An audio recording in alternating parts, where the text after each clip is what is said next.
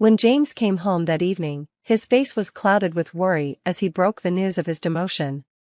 I nearly dropped my cup of tea in surprise. We had been bracing ourselves for the impact of his company's downturn and the upcoming restructuring, but I never imagined it would affect us so personally. As his wife, I knew my support was needed now more than ever during this tough time. "It's just bad luck," I reassured him, offering a weak smile to lighten the mood. "Times are tough, but I'm still working, so we'll be okay. I'm Anna, 46 years old, and I work full-time in a back office. I live with James, who is 4 years older than me, our high school sophomore daughter, Stephanie, and my 70-year-old mother-in-law, Linda. Although Linda and I occasionally clash, we rarely interact, since I spend most of my day at work. I choose not to let her behavior bother me too much. To Stephanie, I explained, 'Your dad's upset about his job, but let's try to keep things normal for him.' However, James began to open up about his frustrations more frequently, often directing his anger at those he trusted most, including me. The next day, while I was cleaning the hallway on my day off, James walked by and made a cutting remark. "You've put on some weight since we got married, haven't you?" he said, his tone sharp. I paused, trying to stay calm. "Well, I am 46, and it's normal to gain weight around menopause," I replied, noting that my recent health checkup had shown I was within a healthy range. But his next words stung deeply. "Forget the health checkup. You look unsightly, and it's embarrassing," he snapped. "You're just ugly." Without waiting for my response, he retreated to his room. I stood there, stunned, my side instinctively pinched between my fingers. Yes, I could feel a slight bulge around my waist, but his harsh words felt like a piercing arrow. I was overwhelmed by the intensity of his criticism. It hurt more than I could explain, coming from someone I had supported so fully. I had forgotten I was holding the window squeegee in my hand, and it slipped from my grasp, clattering loudly on the hallway floor. From that moment on, James's behavior toward me grew increasingly distant and harsh.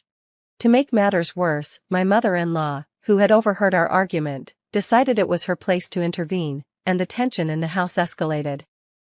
One day, while carrying a laundry basket up the stairs, I found her waiting at the top, blocking my way.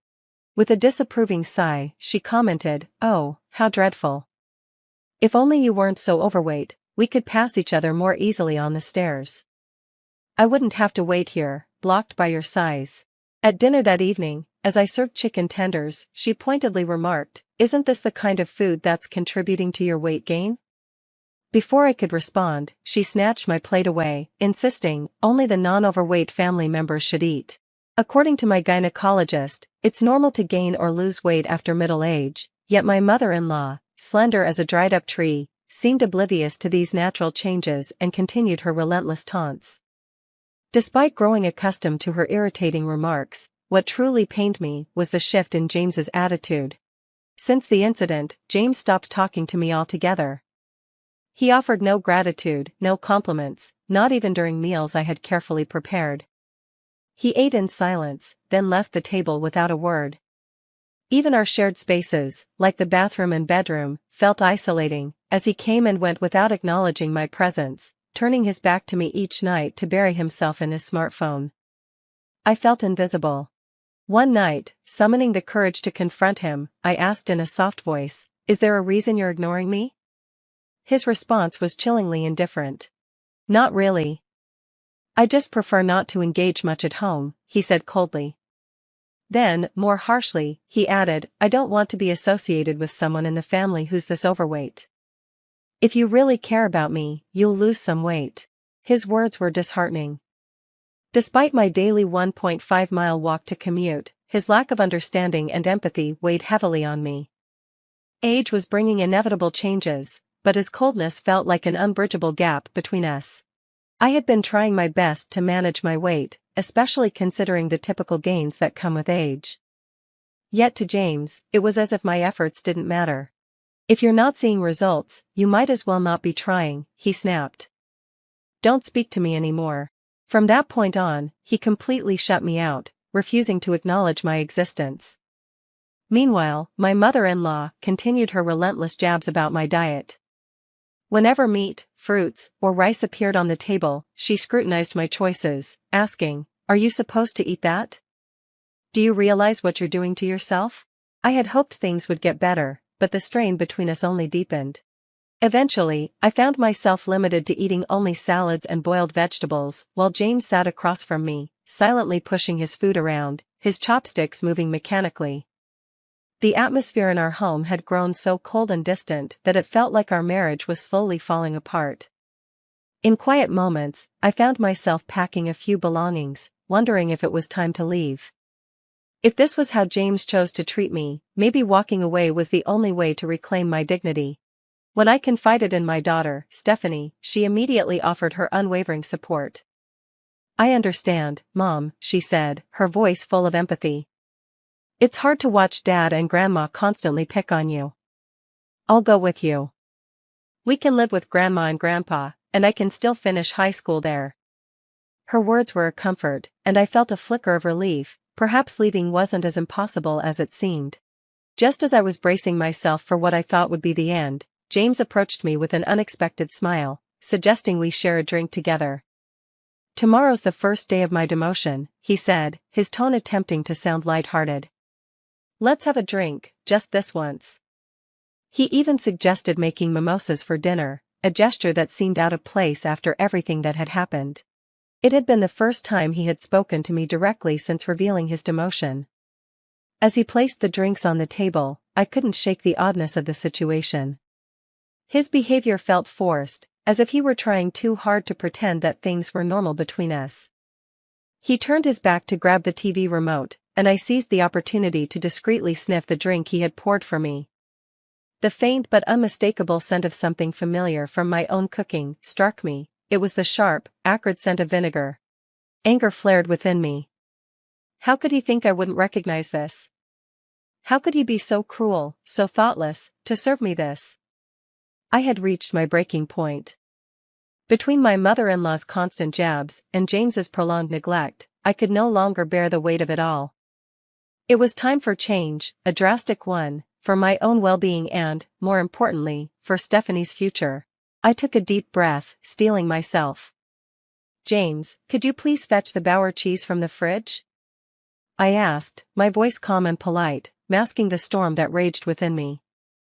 "It's from the local dairy farm and it's delicious. It'll be nice for family time." My tone was hopeful, as though this simple request could somehow restore a sense of normalcy to our fractured household. As he headed to the fridge, I took the chance to switch my glass with the one on the seat next to me, the one meant for Linda. When James returned with the cheese, I brightly announced, "Now that we have our snacks, I'll go call Stephanie and Linda. Dinner's ready." My voice rang out through the house, and soon, my mother-in-law and daughter joined us at the table.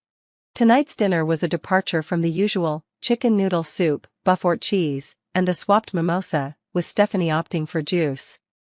The tension in the room hung thick as we began to eat. "Let's dig in," Stephanie said, trying to break the silence. I took a sip of the drink, noting how intently James was watching me, his smile strained. "Yeah, it's quite good," I said, deliberately loud enough for him to hear. He muttered a response, but I ignored him, focusing instead on my salad. I took another sip of the mimosa, my patience thinning. Suddenly, Linda let out a startled scream, spitting a stream of red liquid onto her plate. It looked like something out of a horror movie. "Wait, Grandma, what happened?"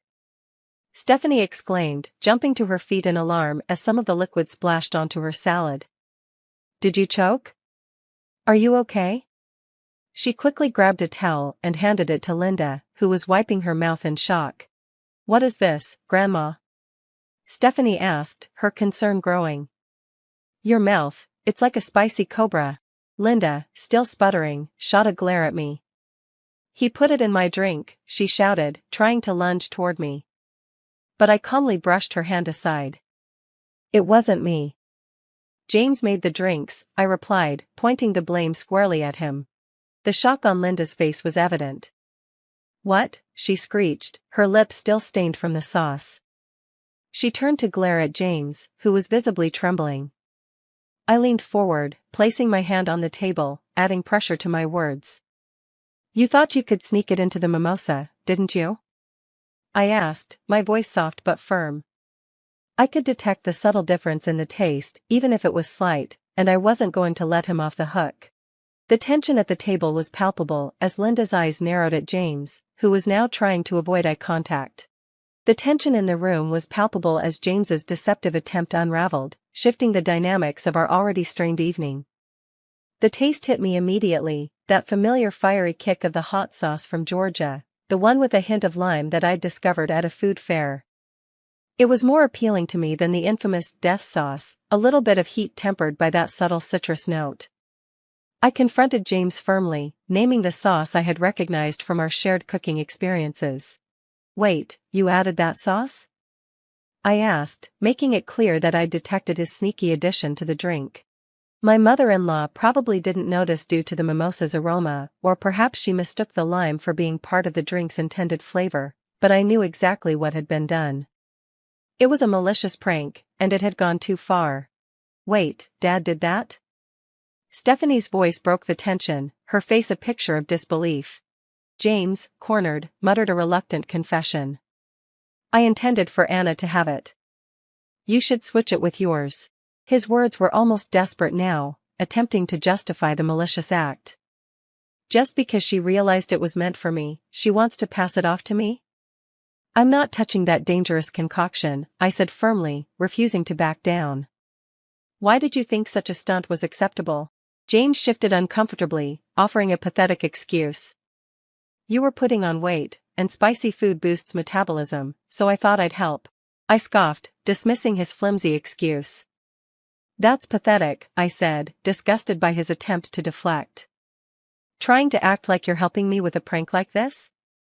Embarrassing. Under the pressure of my glare, James shuffled uncomfortably in his chair. I'm not crazy. This is a legitimate reason to support your diet. Here, swap your cup with mine and have a taste, I made it for you, he insisted, retreating slightly as he saw I wasn't budging.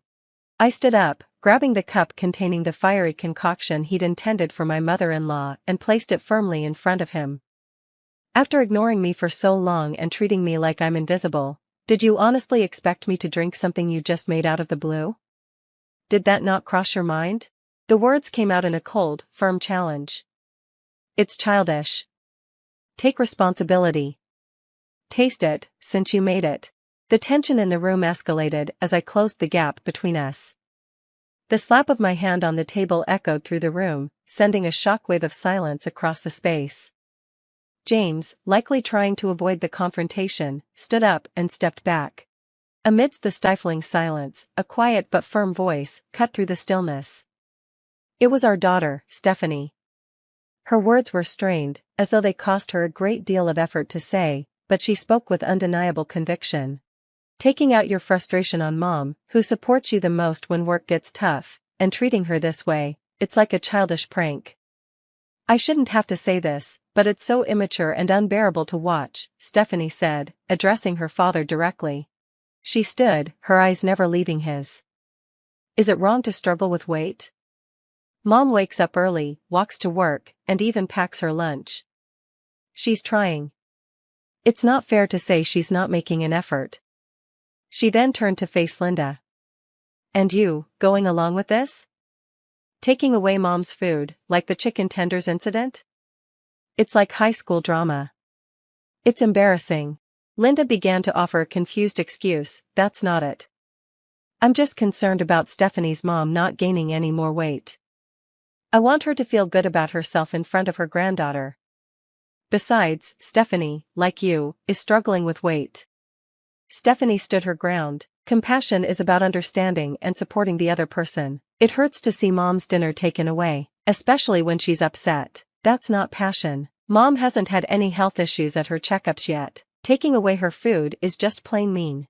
Linda fell silent, clearly taken aback by Stephanie's words. The room hung heavy with the weight of her argument. Stephanie turned back to her father. Mom sees her gynecologist regularly, and she stays active. Yet, Dad, you just brush her aside because she's gained a bit of weight. What's up with that? Your indifference creates so much tension in this house. Can't you see it?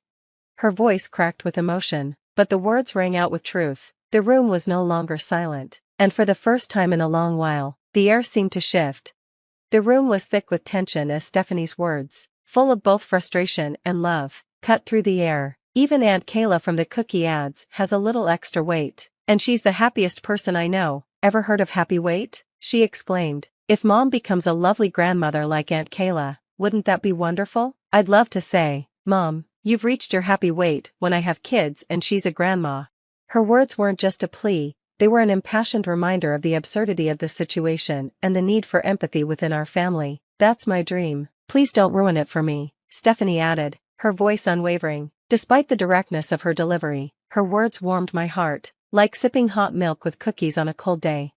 It was a painful sight, watching my daughter reprimand her father, but as she continued, her words spoke directly to me. That's part of my dream, so please, let it go, be happy and fulfill my dream, she said. Her plea filled me with warmth, turning the frustration over the weight shaming and the drink incident into something trivial.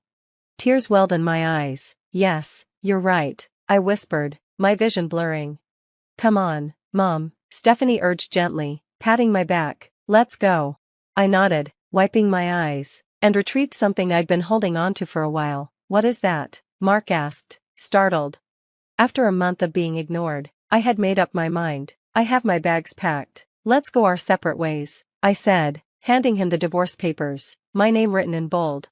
Mark's voice cracked with panic. I just wanted you to lose some weight. If you'd slimmed down like I asked, I would have been happy, he admitted, his voice trembling. But since you didn't, I thought I'd torment you some more. I didn't mean for this. Those who only realize things when it's too late are the immature ones, Stephanie snapped, her words slicing through the tension.